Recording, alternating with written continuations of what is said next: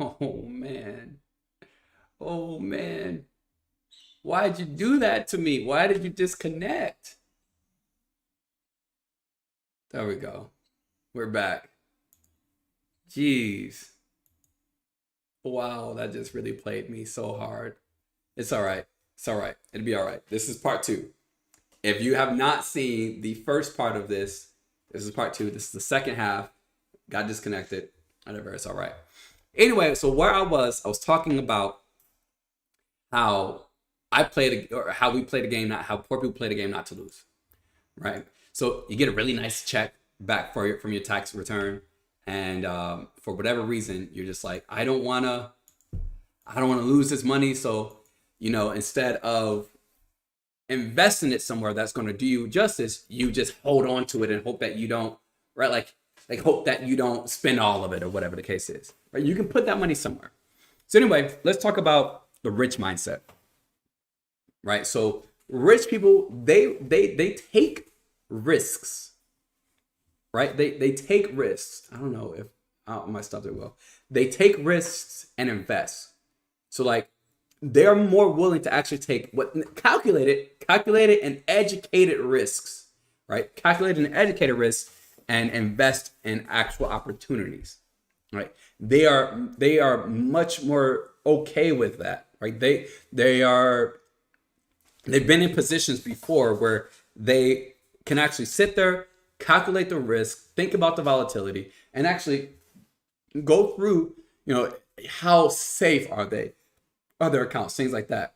A poor mindset, they have a fear of loss, right? They're not going to take those risks because they don't want to even the idea of potentially getting a lot of money back or investing into something and getting much more back in return.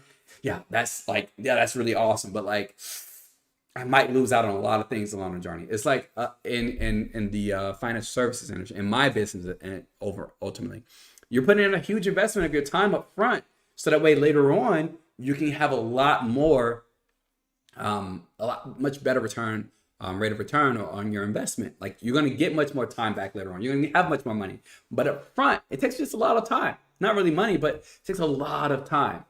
Right? That rich mindset people, they're going to take some of those calculated and educated risks and invest into those opportunities versus the poor mindset that won't. All right? The rich mindset, they're long-term focused. They have a long-term vision, right? They have a vision that's, again, broken down to those missions and goals, but building up wealth over time instead of immediate gains is what their vision is. They're not looking towards what's going to give them the most pleasure right now. They have a vision that they're looking out towards versus the poor mindset.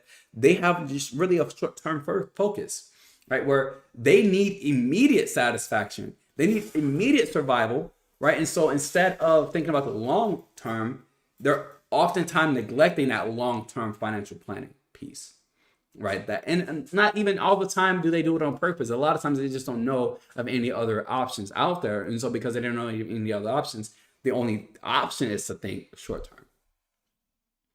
Right now, a rich mindset, they're going to actually leverage and use resources. Right? They're going to go out there and find wealthy resources. They're going to find different people to talk to. They're going to find different ways to acquire knowledge. They're going to find different resources for money and actually take all of it to their advantage. This is another reason why people think that a lot of rich people are scammers or are not just, or like they don't have really good values. But it's just that they leverage the resources that they have, especially if they find a strength of theirs. Oh, they're going to use that over and over and over to continue to just reproduce wealth and success, right?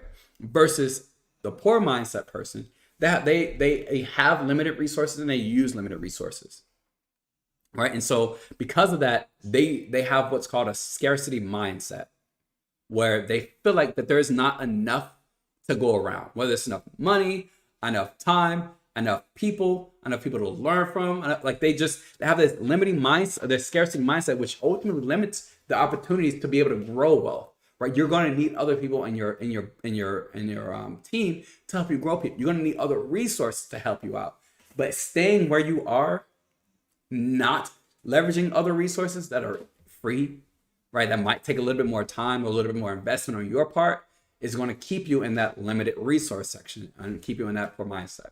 And then the fourth piece, the rich mindset, they learn from their failures, right? They take responsibility for their failures. They see their failures as a lesson and as a stepping stone, not as a setback. They see it as something that's going to continue to push them into the future and push them towards their goals, because they accept and know that obstacles are going to be coming. It's not a setback for them if they have to slow down and go around it. It's just a learning lesson. It's a chance to learn, right? Versus the poor mindset person, they have this perception of failure. And because of that, they see it as mostly like a dead end, not really as a learning opportunity. They look forward, even when they start to get on a right path, they see an obstacle and they think, well, there's an obstacle, I can't do this. They don't push past the obstacles. They don't see past the obstacles. They don't have the vision past the obstacles, right? Even just knowing that there could be failure on the route is enough for them to be like, well, I don't want to deal with that, right? So they have this perception of failure when it comes to failure. They have this negative perception of failure when it comes to actually failing instead of actually learning lessons. So here's 4 ways to be able to start to adopt that rich mindset. First, I talked about it in the last episode. Your income, your success, your wealth is only going to grow to the extent that you do.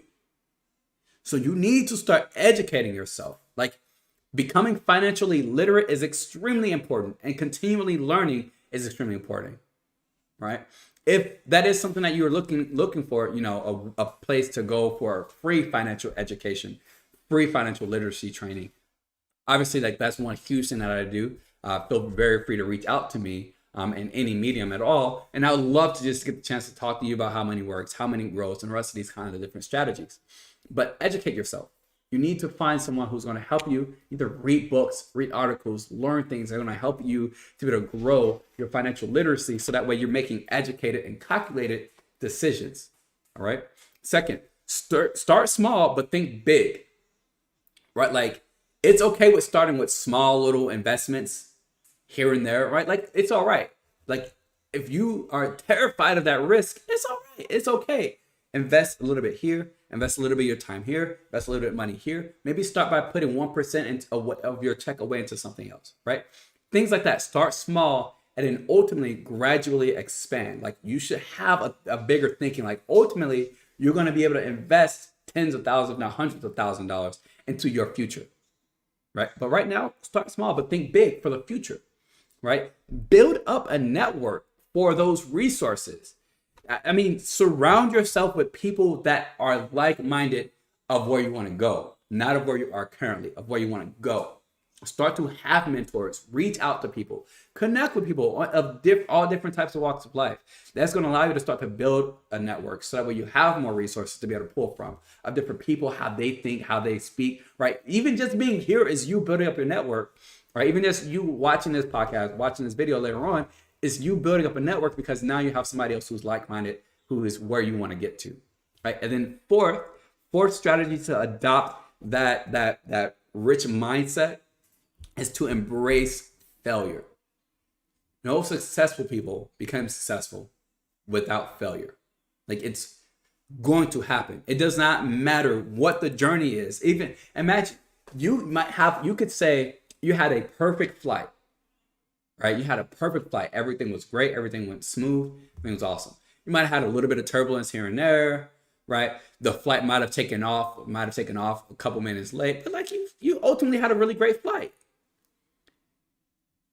But even the failures, or even the rocky parts, were just a little bit rocky, but your perception is not a failure. Your perception is of success and learning, right? So start to embrace failure. Start to see failures as a part of this journey that you're on to success, because it is. It's going, like, you are going to fail on this journey. It's going to happen. And that's why I told you, when starting to build out your daily habits, when actually building out your daily habits, write down all of the obstacles that you could potentially come across while you're on this journey. You, at least now you're knowing, well, this can happen. And if this happens, I know what to do. And if you don't know what to do, at least you acknowledge that it's going to happen and you still took that journey anyway. All right. So, one huge actionable step for you guys that I want you guys to use is to write down 2 financial objectives that ultimately demonstrate like your intention to create abundance. All right. Not mediocrity, not poverty. Like write down 2 financial objectives. Oh, I want to be able to retire with taking out $100,000 a year, or I want to find a career that is going to pay me, over $300,000 a year, right? Like find or write down 2 objectives that are going to help show your intentions to be abundantly wealthy or have abundance overall, not poverty. And then what I want you to do is write play to win goals for your annual income and your net worth. So what you need to do is make sure that these goals are achievable with a realistic time frame. At the same time, though, remember to shoot for the stars. Like actually go, like dream as big as you possibly can, right? With those. All right. So write down 2 goals: what you want your annual income to be and what you want your net worth to be. All right. And then you can also make some other goals. But with that, really cool little piece that T. Harv says: go to an upscale restaurant and order a meal at market price without asking how much it costs.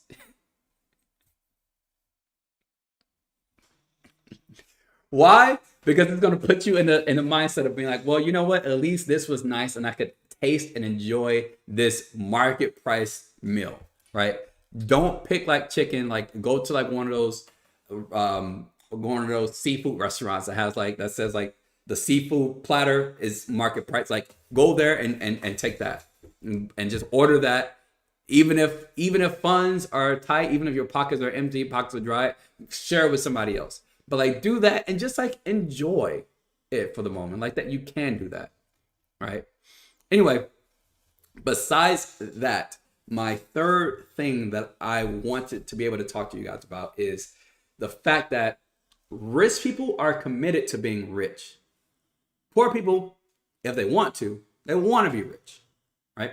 The poor mindset keeps you at wanting to be rich, right? That's where you say like, oh, yeah, I want to be rich. Like, yeah, like I'm okay with being rich.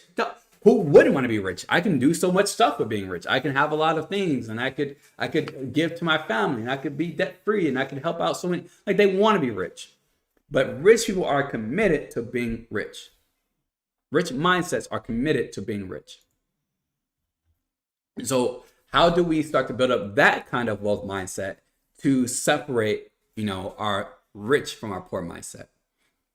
Right. So a huge thing that's going to set you apart from other poor people is actually like deciding like completely that you are going to be rich, that you're going to be successful, that you're going to be wealthy, that you're going to provide so much value to the world, like whatever the case is, you're going to, and that you're committed to it, and that there's no other option. It's not that you want to, it will happen, it has to happen. Like thinking about that is what's going to help you out so much more in the long run. Not saying that you're going to automatically become rich, but it's going to get you so much further from being poor, right?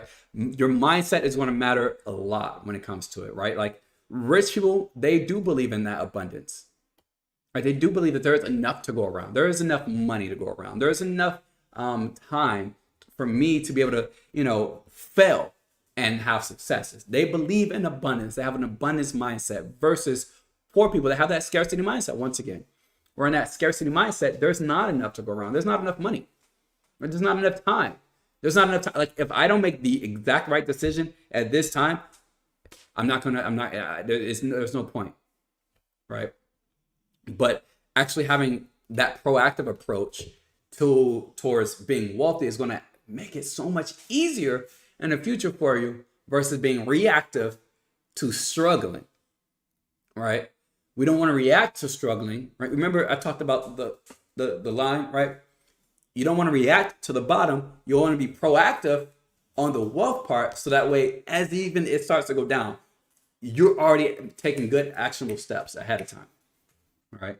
I think a lot of people, they think they deal with, okay, well, yep, my bills just came out. I don't have any money left to save. Dang it. I told myself, like, I would save like $50 out of my check, after I paid my bills and after I bought groceries and all that kind of stuff. That's reactive. Proactive is actually taking the step to say, hey, I'm going to pay myself first. I'm going to take this $50 out of my check before I pay for anything else and put it in this savings account or put it into this investment or whatever the case is first. That's taking a proactive approach, because eventually when you are struggling financially, now at least you already were proactive ahead of time to pull money from. Or like, how are you being proactive in your life? Or are you? Or are you just being reactive to the struggles that you're having? Right? So I talked a good bit in our development section, like how to develop yourself overall, about goals and visions and missions, right? I cannot stress enough how important it is for you to actually break down your vision into two different sections, right? Your mission statement, which is built on your values, right? And then how you enact it is based on the decisions that you're making every single day. Rich people make decisions based on their mission. If their mission is to provide, homes for poor people, I don't know, to create free homes for poor people and to provide free financial education, I don't know, just making something up. Every decision that they make in that day to day, is going to ultimately serve their decision to help out poor people to get homes. Like every decision that they make. And when you have those kind of ambitions and those kinds of goals and missions, you go so much further because you're actually driving towards your own success, and you're not waiting for something else to. You're not hoping that something else walks up and gives you the value that you need. Like if you allow things to hinder your financial progress, you're never going to actually take full action, right? So another piece I want to talk about is how rich people are persistent. They are persistent. They are committed to taking consistent and strategic action towards actually being wealthy and accumulating wealth. All right. For them, it's not about, well, what can I do just today that's going to earn me a couple extra dollars? No, they're going to look at all these strategic options that they have and consistently pound them out, knock them out, one after another, right? And so I want to talk about, like, when you do come to a challenging point where it's hard for you to make a decision because neither one of them feels like you're going to be able to become wealthy or is going to serve you ultimately, having that persistence and that resilience to say, well, neither of these two things are going to serve me. I'm not going to do that. I'm going to continue to do what I have been doing, right? Like, that's the part that sucks a lot of times to a lot of people, is that they want to have all these different opportunities that are presenting themselves to them, but taking that consistent work, doing that consistent work that you're doing, obviously, if you already have that, if you've already figured out the key, right, it's going to do you so much better, right? You definitely don't want to think about only these short-term focuses, these short-term efforts. It's not about, oh, let me go ahead and put in the work today, tomorrow, and the next day. No, like, you actually need to build up that resistance and that persistence to continue putting in a consistent amount of effort. Another thing that the rich people do in order to show that they're committed to being rich is that they are going to take smart investments and risk. We've already talked about that. You have to do that. And then also building on your network and your relationship. But how do you ultimately break the cycle of just wanting to be successful, of just wanting to be rich? How do you actually do that? Here's what you do.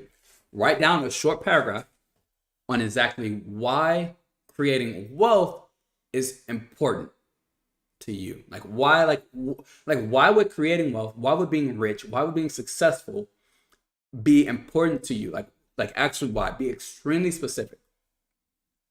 And then with that, meet with somebody, like a friend, a family member, a business partner, a business mentor of yours, who's like willing to actually support you. And I want you to tell that person to actually, like, they need to be there with you. And you need to actually commit to that purpose, to what you just wrote in that paragraph.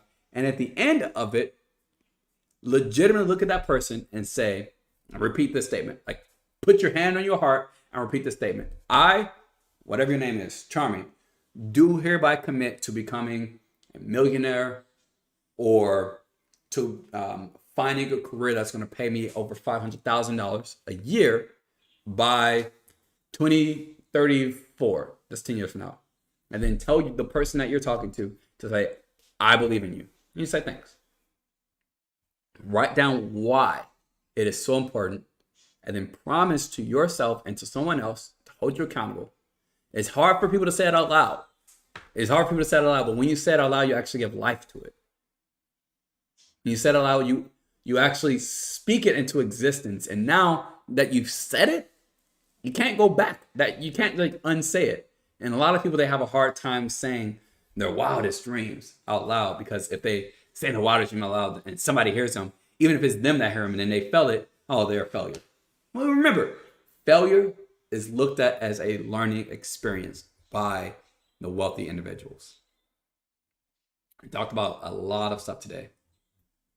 And I'm excited because I know this week you guys are going to go and implement some really great stuff, right? Remember, 3 steps a week. Like, provide free value and content on social media posts, right? Stop letting fear dictate how you talk to people, who you talk to, and also master the art of being a conversationalist, right? Those are my 3 tips for you of the week.